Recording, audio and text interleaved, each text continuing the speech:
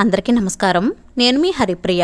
Welcome to my channel. ఇవాల్టి వీడియోలో తమలపాకుపై దీపం వెలిగిస్తే కలిగే లాభాలు ఏమిటి, తమలపాకు దీపాన్ని ఎలా వెలిగించాలి అనేవన్నీ కూడా చాలా క్లియర్గా ఇవాల్టి వీడియోలో తెలుసుకుందాం. తమలపాకు చివరలో లక్ష్మీదేవి కొలువై ఉంటుంది.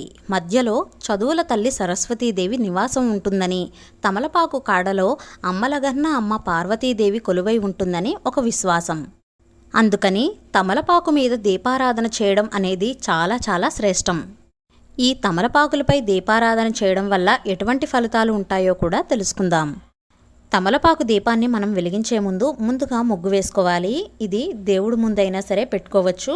మనం ఎక్కడైతే దీపారాధన చేస్తామో అనుకుంటామో ఆ ప్లేస్లో ముగ్గు వేసుకోవాలి. అష్టదళ పద్మం ముగ్గైనా వేసుకోవచ్చు, లేదా మనకు ఏ ముగ్గు వస్తే ఆ ముగ్గైనా సరే వేసుకోవచ్చు.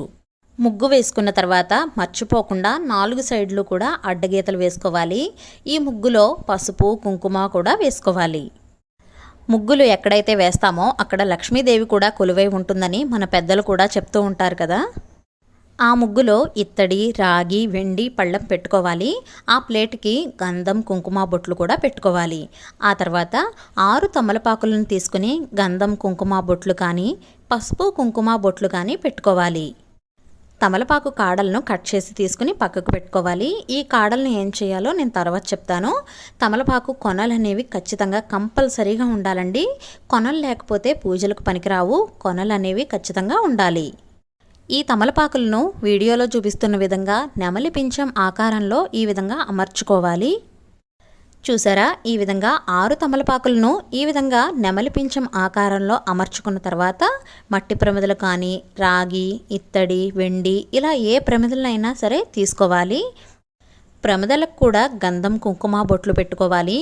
ఈ ప్రమిదల్లో కొబ్బరి నూనెను కానీ నువ్వుల నూనెను కానీ ఆవు నెయ్యిని కానీ వేసుకోవాలి. ఆవు నెయ్యి నువ్వుల నూనె అయితే చాలా శ్రేష్టం అండి.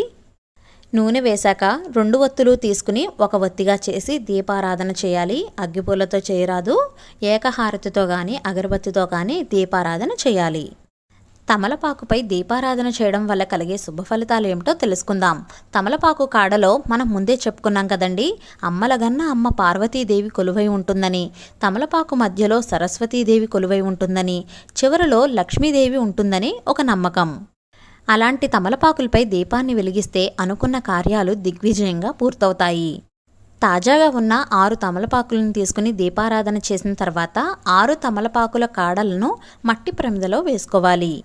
అలాగే ఇందులో పచ్చకర్పూరం, జవ్వాది పౌడర్ కూడా వేసుకోవాలి. నువ్వుల నూనెలో వేసిన కాడలు, ఇంకా పచ్చకర్పూరం, జవ్వాది పౌడర్ ఇవన్నీ వేసాం కదా, మంచి సువాసన అయితే వస్తుంది. ఈ దీపాన్ని చూస్తూ వాసన పీల్చడం వల్ల ఆరోగ్యానికి చాలా మేలు చేకూరుతుంది. అలాగే పాజిటివ్ ఎనర్జీ కూడా లభిస్తుంది. సుఖ సంతోషాలు చేకూరుతాయి. అనుకున్న కార్యాలు దిగ్విజయంగా జరుగుతాయి. అందుకు కారణం తమలపాకుపై 3 అమ్మలు కొలువై ఉండడమే అని ఆధ్యాత్మిక పండితులు చెప్తున్నారు. అందుకని ఈ విధంగా తమలపాకు దీపాన్ని ప్రతిరోజు కానీ కుదిరినప్పుడల్లా కానీ దీపారాధన చేయడం చాలా చాలా మంచిది. లక్ష్మీప్రదం, సౌభాగ్యం కూడా సిద్ధిస్తుంది. ఇంట్లో ఎటువంటి నెగిటివ్ ఎనర్జీ ఉన్నా పోతుంది. ఇంట్లో హాయిగా ప్రశాంతంగా మనశ్శాంతిగా అనిపిస్తుందండి. అలాగే ఎటువంటి దోషాలున్నా కూడా పోతాయి. మీరు కూడా తప్పకుండా ఈ తమలపాకు దీపాన్ని వెలిగిస్తారని ఆశిస్తున్నాను. ఈ వీడియో మీకు నచ్చింది అనుకుంటున్నాను. నచ్చితే please like, share, subscribe to my channel. మరో సరికొత్త వీడియోతో మళ్ళీ కలుస్తాను. నేను మీ Haripriya. Thank you for watching.